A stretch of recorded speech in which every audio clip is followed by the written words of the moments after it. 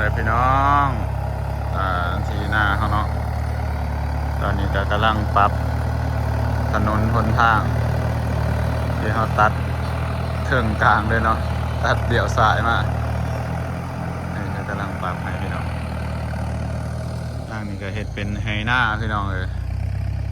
เป็นไฮหน้าให้ใหญ่เติบก็ได้อันนั้นปลูกเขาเนาะพี่น้องระหว่างทางเขาไปบ้านสวนเขาปลูกเขาขี่รถเข้ามาพอหน้าเขาเลยแล้วนะพี่น้องเลยบรรยากาศเดี๋ยวสิถ่ายให้เบิ่งภาพรวมๆเนาะ FC เพิ่นว่าให้บ่ทุกบินโดรนถ่าจักหน่อยกันเด้อพี่น้องถ่าแล้วก่อนบ่ทุกสิมาบินโดรนมุมสูงให้เบิ่งโดรนบ่ทุกก็ยังบ่ทันได้สากเนาะ บ่ทันได้เตรียมอุปกรณ์การบินเลยตั้งแต่ทางบนหันลงมาก็ตรงมาเลยเนาะพี่น้อง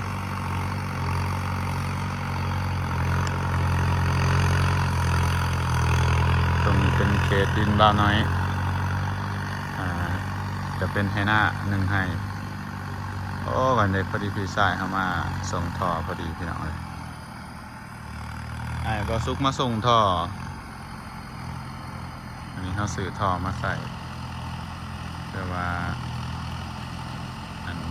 น้ำมันไหลนะพี่น้องน้ำมันไหลอันนี้ไอ้ลุงพี่น้องลูกของพี่ชายของแม่บ่าวสุกพี่น้องลูกของอ้ายของแม่บ่าวสุกเดินมาลูกพี่ลูกน้องเนาะมาส่งเป็นมาเยอะหรือมาแต่นะมาเนาะกูก็ได้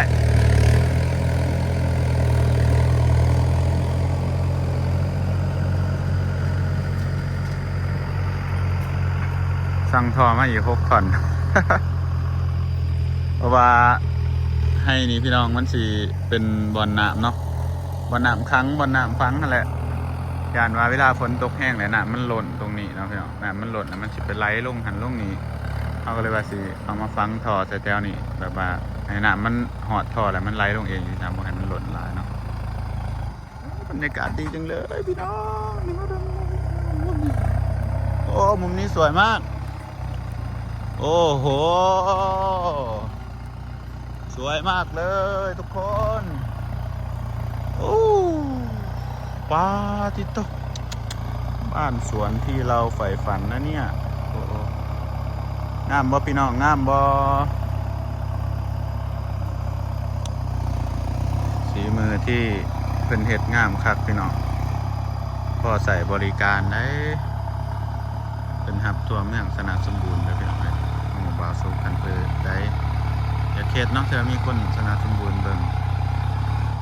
ที่บอกอะแถวเขตอ้อมเคียงก็แหละปากเซ่เป็นหับเปิดแหละงามพี่น้องคนเฮ็ดไทยงามเป็นถนนไปกับเกตอย่างดีเนาะแล้วก็น่าจะได้ใส่รถเหยียบลายดนอยู่แล้วเนาะพี่น้องจังสิเจ็บคิดว่าส่วนก็อยู่หันส่วนเวลาบ่าวสุกเฮ็ดเทือนบ่าวสุกน่าจะได้ถมดินเบิดหลายอยู่พี่น้องเงินไปเรื่องให้พี่น้องเบิ่งนี่ตั้งแต่ทางสาธารณะมาฮอดสวนเฮาบ่อนหันเนาะพี่น้องลงมาก็เป็นจังซี่เลยตีดลงมาทางตรงนั้นมาเบิ่งกันว่ามื้อนี้เพิ่นสิเฮ็ดแล้วเลยหรือบ่หรือว่าเพิ่นเอามาอื่นเนาะบ่าวสุกคิดว่าน่าจะยังบ่ทันแล้วกระถาเบิ่งที่หนึ่งพี่น้องโอ้งามครับเป็นเฮ็ดให้งามดีพี่น้องโอเคเบิดเงินไปกับหลายเติมเนาะ50 ล้านนะพี่น้องรวมเบ็ดเซ็ตแต่ว่าจ่ายค่ารถนี้เบ็ดเซ็ตนั่น43 ล้านพี่น้อง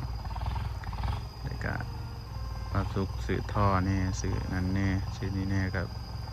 ลงไปเซตเพื่อสิแล้วเอาไปทุกอย่างกับเกือบ50 ล้านคนละพี่น้องเป็นเงินบาทก็ประมาณ70,000 บาทเป็นเงินเหรียญ 2,000 เหรียญนะพี่น้อง 2,000 US ท่อไว้ใส่อยู่นี่บ่เอานี่ก็ได้ ก็สุคิดว่าจะเอาท่อไว้อยู่นี่เนาะท่อไว้แบบขนาดมันกลายเครื่องขั้นให้มันไหลลงอีกสิเนาะเดี๋ยวลองทำมันต่อแบบว่าให้มันไหลออโต้เลยบ่ให้มันสูงแห้งเนาะบุหัวสิไหลทันนะบอกใหม่ควงตัวกินเขาตาไปพี่น้องว้ายแท็กเตอร์เป็นกระตกกันขาทางเลยพี่น้องมันก็สุดตะยานโอ้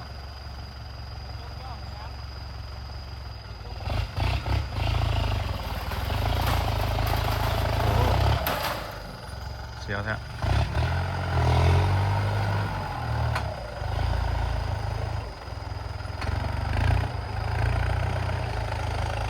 ปาดบัดตอนบาซุกเฮ็ดเทือนนี่แต่ว่าทางมันก็คือบาสูงสำนีเนาะพี่น้องเพื่อหอดอีก2 หลายปี3-4 ปีมันยุบลงแล้วแน่นอนเนาะพี่น้องทางนี่เพราะว่าดินมันบ่ทันแจบเด้มันก็สิลงอีกน้อยนึงอันบาซุกเฮ็ดเทือนบาซุกเฮ็ดแถวนี่บาซุกก็น่าจะได้ถมดินเนาะถมดินเบิดหลายอยู่ดอกคิดว่าแต่ว่าปีหน้าเพื่อเฮาปรับหน้าพี่น้องบาซุกก็สิให้เขาจะหยู่ดินขึ้นมานะมันก็สิสูงขึ้นมาอีกจักน้อยนึงลงมาให้มันเป็นเดินแล้วมันสูงแบบนี้เขาก็ถมอีกก่อนเสียเทือนนะเพราะว่าดินมันน่ะนี่เด้พี่น้องดินมันปล่อยลงมาเลยทางมันก็จะประมาณนี้ขึ้นทางไหนก็จะขึ้นทางไหน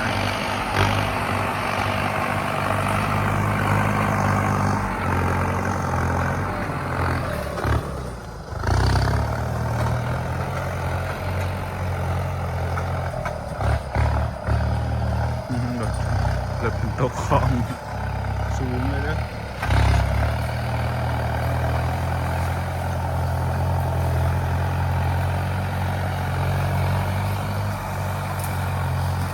ต้นสายแบ็คโฟ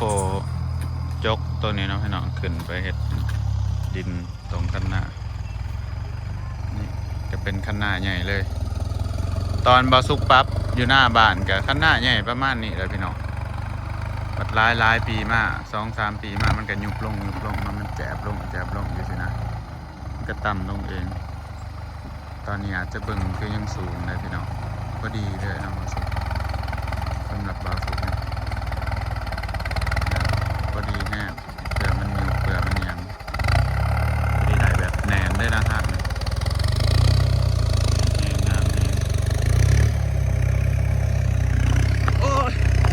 อันนี้เท่าไรดิ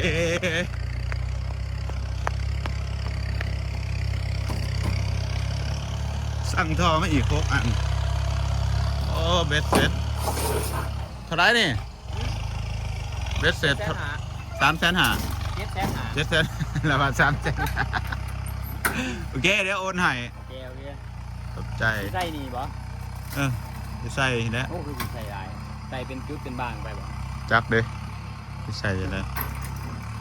คนเห็นกันครับนอนพี่ว่าเลยครับข่อยเมื่อนอนเพื่อนเมื่อไหร่วะเนี่ยมีเห็นอยู่กันเฮาก็สั่งแต่กับอ้ายแล้วนะทุกคนเมื่อวานนี้เฮาก็ให้เพิ่นมาส่งอ่ะนะส่งท่อปาก60อันนี้ปากซ่าบ่หรือปาก18ปากซ่าเนาะผู้นี้แหละตรงปาที่กินมันสิมีอีบ่มันสิบ่ขึ้นมาวะพี่นาพี่คือเตรียมเห็ดลักให้ข่อยเจ้าเตรียมเห็ดลักดีๆสั่งทำพิเศษสั่งเป็นทำพิเศษอันนี้ผู้ใดอยู่สนาสมบูรณ์เนาะอยากได้ท่ออยากได้เสาเฮือนแล้วก็ลักเนาะแล้วก็ยังอีกมีขายยังเนี่ยลายบล็อกลินบล็อกน้ำเนาะติดต่ออ้ายเขาได้เลยทุกคนเราอยู่บันซ่อนผักสนาสมบูรณ์นี่แหละครบสุดนะเครื่องเพื่อนครบสุดเลยจะส่งเลาะส่ง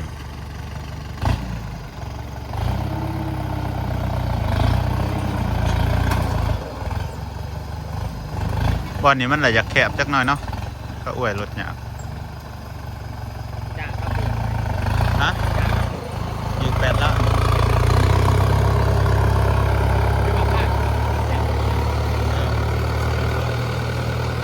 นั่นแหละมันทมมัน เขาเจ้าอันนั้นเลยขันมันบ่อันนี้หันไข่ยีรอบตะกี้นะขันมันบ่มีเคาะฮะ แจ็คโต แบบบ่ดอนเสียพี่น้อง ไปเบิร์ดเนี่ยคลิปมาก ไปจนเบิดแอบเลย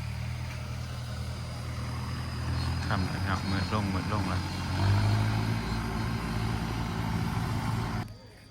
ตอนนี้มืดเนาะทุกคนยังไม่ทันได้เอามือน่าจะสัมตอนเสาร์แล้วมั้งเพราะว่ามันเดี๋ยวพอทันดีเนาะพี่น้องตะเว้นมืดลงเดี๋ยวส่วนเพิ่นมากินข้าวแรกน้ำกันกินน้ำนั่งแกะก่อนจังให้เป็นมือพี่น้องเอ้ยมีไผจะคน3 คนแต่ว่าอีขาดบ่ได้มาแต่ว่าน้ำมากินเบียร์ก่อนจักหน่อยจังเมื่อฝากไปใส่เลื่อนไก่ๆหนึ่งเมื่อได้พี่น้องแต่วันนี้โทรศัพท์มันคือแจ้งเนาะ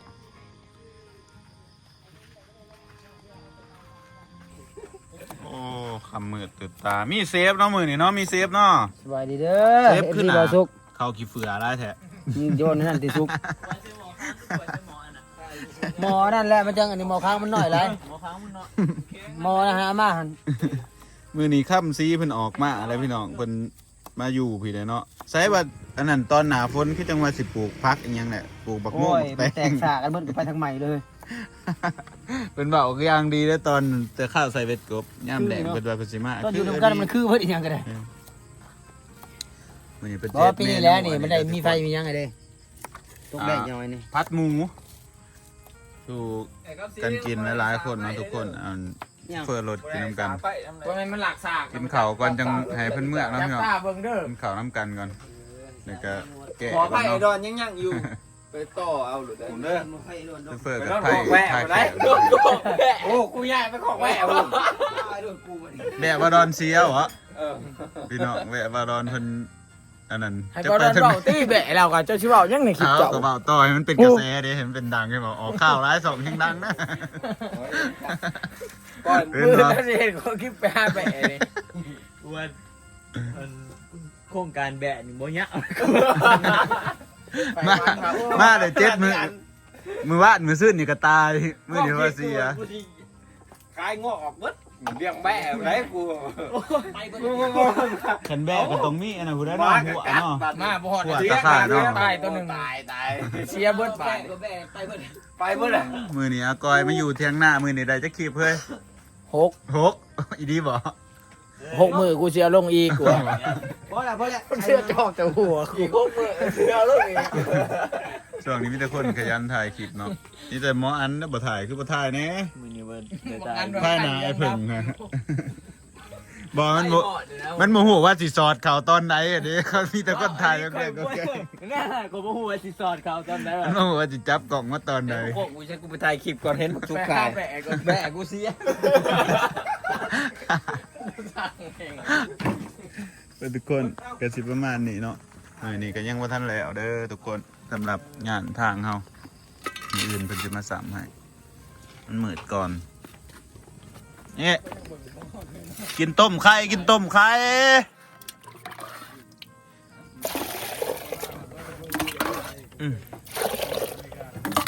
เช้านี่กินข้าวเผ็ดทีเดียวมันจ่อยให้มันอยู่ที่ไอซีเอ้ยไอซีส่วงคอยบ่ค่อยจ่อยกินข้าวบ่ร้ายส่วงหม้อหนึ่งนี่ก็เป็นตาเป็นมะเร็งขนาดเนาะดำ ดำมันนี่ได้เบิ่งดำใช่ไหมบ่บรรยากาศที่นั่นนั่นแหละก็ประมาณนี้เนาะสุกกสิขอต้มลาพระจาก็เด้อให้บาซีเป็นเสียบต่อวันนี้เจอกันใหม่คลิปหน้าบ๊ายบาย